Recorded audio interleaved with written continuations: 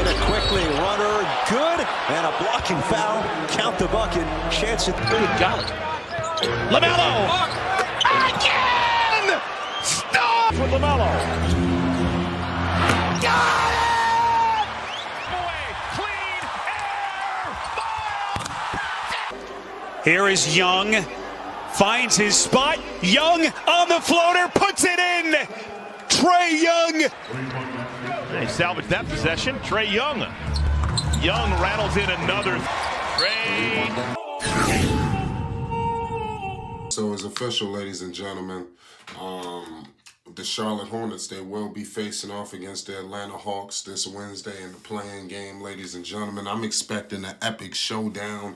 I'm here to tell you this is going to be box office, ladies and gentlemen. I'm expecting this to be one of the better play-in games, even whether East or West. This is going to be the marquee game for the play-in, ladies and gentlemen.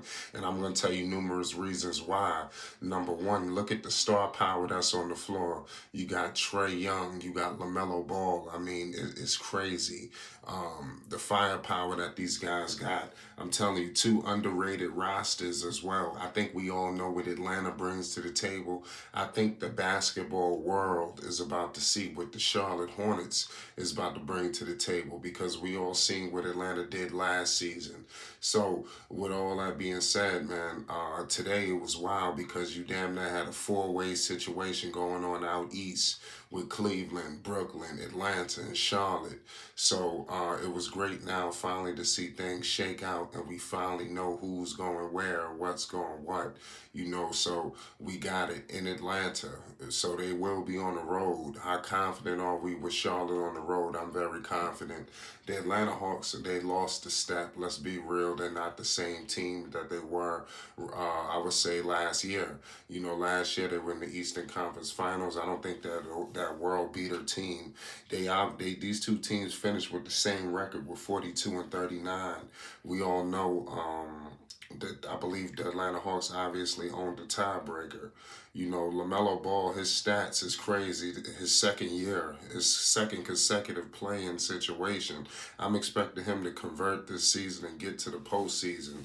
This season alone, Melo was putting up 20 points per game on 42% shooting and 6 rebounds and 7 assists, ladies and gentlemen. That is excellent for a second-year player. I'm telling you, you got guys that have been in the league 10 plus years ain't put up stats like that. Let's be all the way 100. Trae Young, he's all-world. Let's be real. They got themselves an all-star guard over there in Atlanta as well. His numbers is crazy. He putting up 28 points on 46% shooting, 3 rebounds and 9 assists, ladies and gentlemen. So Trae Young is going to be no slouch. The Charlotte Hornets, James Borrego, and the whole staff is going to have to carve out some type of defensive game plan to slow him down, because I'm telling you, it's going to be hard to defend Trae Young and these Atlanta Hawks. The shooting that these guys got on the floor is ridiculous. I'm telling you, the team that got Bogdanovich, you got my man DeAndre Hunter is back in the fold. He was injured last season. He was hobbled. He's getting his swagger back. Who else they got over here? Gallo, Herter, Capella. These dudes are a force. Tonight, although they faced the Houston Rockets, Trae Young put up 28 and 11 assists. Hunter had 22. Gallo put up 26. So I'm just trying to tell you what the type of firepower this team is pushing out too. This team is not going to be nobody to step on. I'm expecting this game to go wire to wire, maybe even overtime, definitely going to the final second of that game, because the talent is, I think it's more even than most people are giving them credit for. The teams are much more evenly matched. You know, this is going to be an excellent playing game.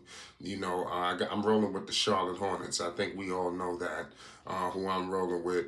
Atlanta, Nate McMillan, I'm very concerned with that for James Borrego's sake. James Borrego, we all know his question marks there. I think Nate McMillan, he's been around a lot, even to his days up in Portland. So Nate is a very experienced coach. He's been in a lot of different situations. And he really impressed me last year because I was able to really see him when he was, because I'm a Knicks fan. I really watched that series, and Nate McMillan was making adjustments like a mug. You know, like, I mean, just like crazy. It was just, he was wilding, you know, what he was doing out there. So we must be wary about Nate McMillan. Nate McMillan could come out here with a defensive game plan on Lamelo, but like I said, there is no scouting report for Melo. Melo told you that. I don't even think it's going to be a game plan for you to even slow him down. You understand? But they will send doubles, triples, all kind of things like that to try, but to no avail. You know, I'm expecting it to be no avail, and to not able to slow him down, and Lamelo to able to get this team to the promised land. And even after they beat them, I believe they still gonna have to play the loser of that 7 and 8 seed. So the deck is stacked against the Charlotte Hornets. Is not. It's crazy. You know, they will have the toughest pathway to the playoffs, but I do see LaMelo Ball and the Hornets. I think they're ready now. I think Miles Bridges is ready to assist LaMelo Ball, so I don't expect LaMelo to be out here all by himself trying to get this team there. But, you know, in totality, I think we can go over this season on another date, because there's no way you can go over this season in a few minutes. But the season is not over yet. Like I said, the play-in, I'm expecting Charlotte and LaMelo to turn it up a notch. It looks like that's what they were trying to do. I like what they got from Isaiah Thomas. Isaiah Thomas is starting to go into the fold. I think they got a nice collection of veterans. And around this time of year, headed into postseason play, you're going to be leaning on your veterans even more than you've ever. You know, so let's see if they can secure their spot and get this situation in hand, man, because Charlotte has a very great opportunity here, and I would hate for them to piss this away. And Borrego, they got to come up with a game plan against Trae Young. It's do or die, man. We got to get this game. We can't lose. Charlotte loses, we out. Ain't no options. So just don't look ahead. One step at a time, one quarter at a time, and try to do the best you can. Be ready to defend, and guys got to bring it. We got to remember what happened last time when they was in the play-in, when they faced the Indiana Pacers. The Indiana Pacers stomped a mud hole in their ass.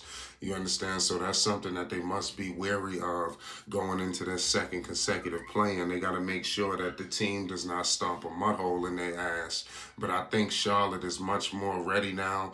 I think they'll be braced for whatever is the Atlanta Hawks will bring. As I was listening to Terry Rozier speak after the game, he stated that, hey, man, we ready to go wherever, whether they playing Tuesday, Wednesday. He thought they was playing Tuesday. He said that the reporter had to tell him, nah, you're going to open up Wednesday up in Atlanta. He was like, oh, okay, no problem. So we ready for whatever. So that's the mentality that they're bringing. That's why I feel like Charlotte will be successful. You know, you tell me, let me know your thoughts on Charlotte, you know, but it's official.